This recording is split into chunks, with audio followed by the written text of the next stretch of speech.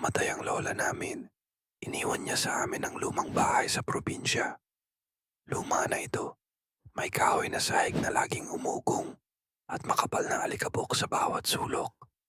Pero ang hindi namin alam, may itinatagong lihim ang bahay na yon. Mahihinang yabag, kaluskos isang gabi. Habang naglilinis ang kuya ko sa may hagdan, may napansin siyang luma at basang papel na nakaipit sa pagitan ng kahoy. Nakasulat ito sa lumang sulat kamay. May mga salitang hindi namin maintindihan.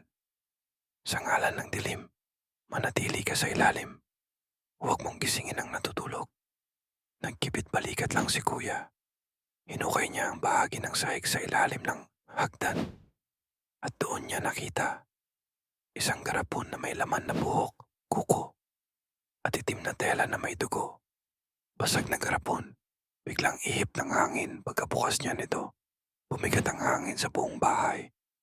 Nagsimula kaming makarinig ng boses. Boses ng babae, umiiyak, galit na galit. Bakit mo ako ginising?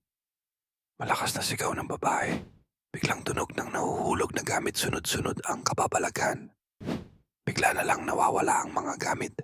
Naglalakad ang upuan at may mga aninong sumusulpot sa madilim na bahagi ng bahay. Nagpunta kami sa matandang albularyo.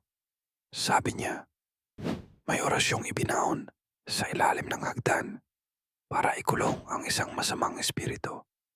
Kapag binuksan, hindi na yun mapapabalik. Hanggang ngayon, gabi-gabi pa rin kaming ginigising ng iyak mula sa ilalim ng hagdan. Lalo na si kuya, kasi siya ang unang bumitaw sa sumpa. At alam mo kung kailan siya tumitigil. Kapag may bagong bisitang natutulog sa sala malapit sa hagdan, may mga lihim ang bahay na hindi dapat ginalaw. Huwag basta-basta huhukay ng hindi mo naiintindihan.